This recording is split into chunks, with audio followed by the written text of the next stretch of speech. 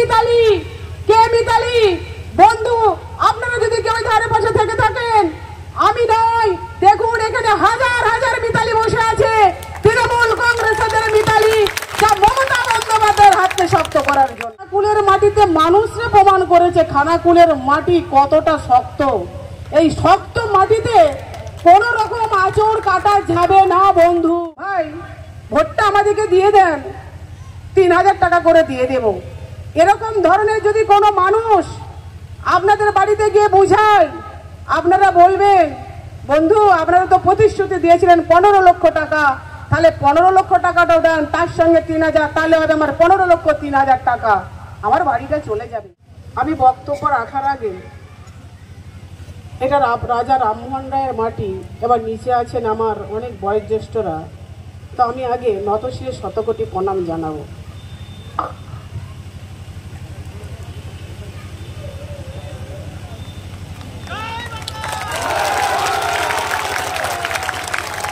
জয় বাংলা, জয় জয় বাংলা। বন্দে মাতারম। দাদারা বলছিল আপনি যদি সামনে আসেন অবশ্যই আসবো, আমি চেষ্টা করব। আজকের অধিকারের লড়াইয়ের মঞ্চে উপস্থিত আছেন আমার আপনার সকলের প্রিয় দাদা, আমার অভিভাবক, জেলার সাংগঠনিক সভাপতি রামেন্দ্র সিংহ রায় মহাশয়। করবিধি ছিলেন, চলে গেছেন, একটু কাজ আছে। আছেন আমাদের সমিতদা, আসতে পারেনি, ওনার দিদি মারা গেছেন, আর স্বপনদার অপারেশন হয়েছে। আমাদের মধ্যে আছেন কৃষ্ণদা থেকে শুরু করে, অরূপদা থেকে শুরু করে, পলাশদা থেকে শুরু করে, আমাদের উপাধ্যক্ষ সে শুরু করে, রাঙ্গাদা থেকে শুরু করে, আমার জেলা পরিষদের সমস্ত টিম, এবং বিভিন্ন আমার আছেন আরেক দাদা উত্তম দা, আইএনটিটিসির সভাপতি, তাছাড়া বিভিন্ন টাউন ব্লক থেকে শুরু করে গ্রাম পঞ্চায়েত লেভেল থেকে শুরু করে প্রধান, উপপ্রধান, কর্মাধ্যক্ষ প্রত্যেকেই আছেন। সর্বোপরি যাদের কথা না বললে নয়, সেই আপনারা আছেন, তাদের প্রত্যেককে আমার আন্তরিক প্রীতি শুভেচ্ছা, অভিনন্দন, শ্রদ্ধা, স্নেহ, ভালোবাসা, প্রণাম এবং সালাম নমস্কার জানিয়ে আমি একটু ক্ষুদ্র বক্তব্য রাখবো। আমাদের লড়াই কিসের বন্ধু? অধিকারের লড়াই। অধিকারটা কি? ন্যায্য পাওনার লড়াই। গরিব মানুষ যে খেটে খেয়েছে, না পয়সা দিবার লড়াই, আবাস যোজনা না দিবার লড়াই। আজকে দেখুন এই খানাকুলের মাটি প্রমাণ করেছে যে খানাকুলের মাটি, এই খানাকুলের মাটিতে মানুষরা প্রমাণ করেছে খানাকুলের মাটি কতটা শক্ত। এই শক্ত মাটিতে কোন রকম আঁচড় কাটা যাবে না বন্ধু। আঁচড় যদি কেউ কাটতে চায়, কেউ যদি ইচ্ছাকৃতভাবে কাটতে চায়, অনিচ্ছাকৃত হলে তো ছেড়েই দিলাম, ইচ্ছাকৃতভাবে যদি কাটতে চায়, তাহলে এই খানাকুলের মানুষ সেই ব্রিগেডে যেমন জনগর্জন উঠেছিল, সেই আজকে কিন্তু সেই খানাকুলের মানুষ গর্জে উঠবে তার এই মাটির পবিত্রতাকে রক্ষা করতে। আজকে যারা অনেক বড় বড় কথা বলছে সাম্প্রদায়িকতার বিরুদ্ধে, নারীদের নিয়ে অনেক অপমানজনক কথাবার্তা, অনেক সময় বলে তৃণমূল কংগ্রেস ভাই কালচার জানে না, তৃণমূল কংগ্রেসের শিক্ষা নেই, তৃণমূল কংগ্রেসের দীক্ষা নেই, সংস্কৃতি নেই। কিন্তু বলি বন্ধু, যারা মা বোনেদের নিয়ে এত উচ্চবাচ্য কথা বলছেন, অফিস আদালতে এত উচ্চবাচ্য অপমানজনক কথা বলছেন, তারা কোন বিশ্ববিদ্যালয়ে পড়ে থেকে এই ভাষাগুলো সংযোজন করছেন আমাদের কিন্তু জানা নেই বন্ধু। তৃণমূল কংগ্রেস একটা ঐক্যবদ্ধ পরিবার, তারা লড়তে জানে, গড়তে জানে, মানুষের পাশে সারা বছর থাকতে জানে, এটাই হচ্ছে তৃণমূল কংগ্রেস। সেটা আরো একবার প্রমাণ দিল খানাকুলের এই পবিত্র মাটি। আজকে দেখুন বিগত দিনে যারা বামপন্থী ভাইরা, তারাও কিন্তু যারা ধর্মের নামে সুরসুরি দিয়ে বেড়াচ্ছে, তাদের এসে হাতটা ধরে ফেললেন। আজকে তাপসী মালিকের ঘটনা কিন্তু তখন তাদের আমলেই হয়েছিল। সেই তাদের মতো পরিবারের থেকে উঠে আসা আমি একটা মেয়ে, আমি মনে করি অনেকে বলছে কে মিতালি, কে মিতালি। বন্ধু আপনারা যদি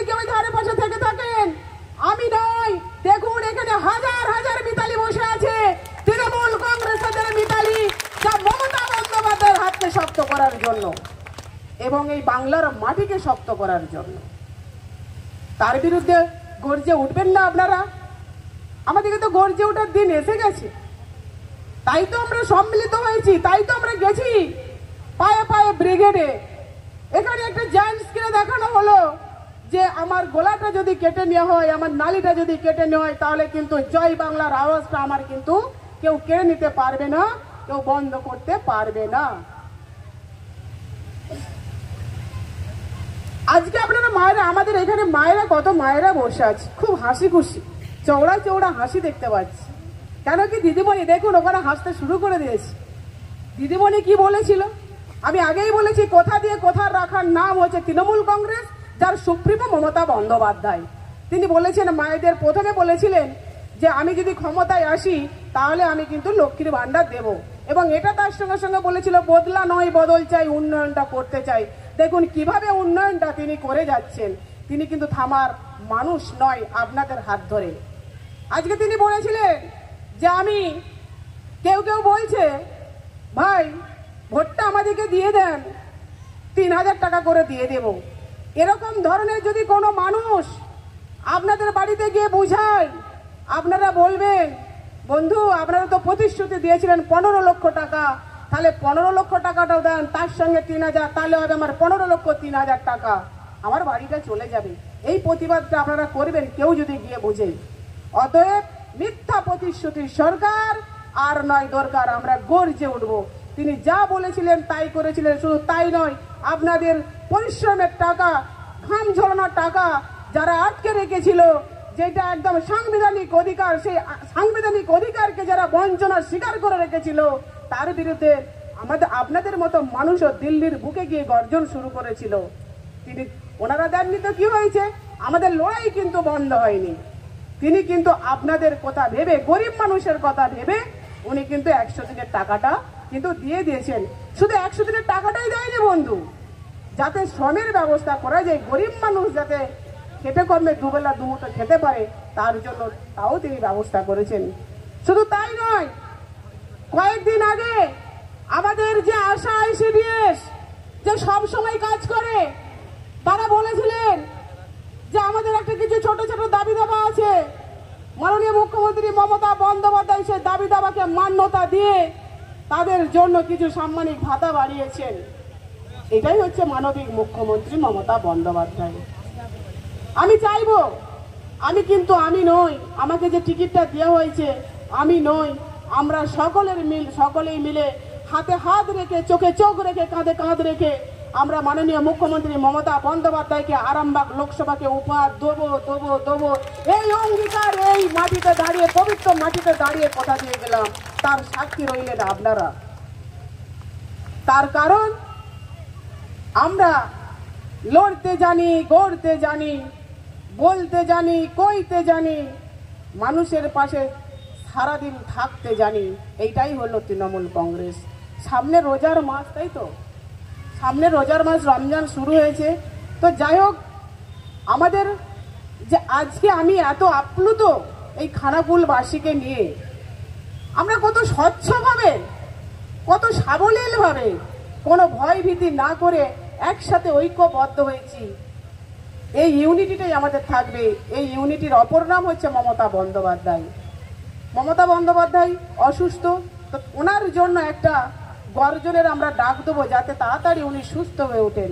এবং সেই সঙ্গে আমি, দেখুন আমার কোনো সংসার নেই, আমার হারানোরও কিছু নেই, আমার চাওয়ারও কিছু নেই, আমার পাওয়ারও কিছু নেই। মানুষ হয়ে যখন জন্মে এসেছি এবং কাজ করার যখন আমি সুযোগ পেয়েছি, তো আমি আপনাদের জন্য, বিশেষ করে খানাকুলবাসীর জন্য এমন কিছু করে রেখে যেতে চাই, শুধু বর্তমান প্রজন্ম নয়, পরবর্তী প্রজন্মর কাছে যেন একটা নিদর্শন হয়ে থেকে যায়। তার জন্য আপনারা সকলেই আমাকে দুহাত ভরে আশীর্বাদ করবেন এবং কাজ করার একটা সুযোগ দেবেন। যাই হোক, আর বক্তব্য দীর্ঘায়িত করব না, রমজান মাসের সময় হয়ে আসছে, দিদিমণির সুস্থতা কামনা করব। তার জন্য আমরা এক সুরে সবাই মিলে একটা গর্জন দেব, জয় বাংলা, জয় বাংলা, জয় বাংলা। গর্জনটা এই কারণেই দিলাম, আরো বেশি করে গর্জন দিতে হবে, কারণ দিদিমণি যাতে আমাদের গর্জন শুনে যে না আমার কর্মীরা ওখানে অধীর আগ্রহে বসে। দি হিলিং ডায়াগনস্টিক রোগী পরিষেবার এক বিশ্বস্ত প্রতিষ্ঠান, সম্পূর্ণ শীততাপ নিয়ন্ত্রিত কলকাতার আদলে। এখানে রয়েছে computerized pathology unit, polyclinic unit, ultrasound এবং echo unit, digital X-ray unit, neuro electrophysiology unit সহ মডার্ন ডিজিটালাইজড ডায়াগনস্টিক ইউনিট। এছাড়াও রয়েছে দি হিলিং মেডিসিন নামাঙ্কিত নিজস্ব ওষুধের দোকান। যে কোনো ওষুধের উপর মিলবে 20% পর্যন্ত ছাড়। রোগীর সুপরিষেবাই হলো আমাদের মূল উদ্দেশ্য। ঠিকানা ঘাগরপুর, খানাকুল, হুগলি। যোগাযোগ নম্বর 9564644000 অথবা যোগাযোগ করুন 9332009403 এই নম্বরে।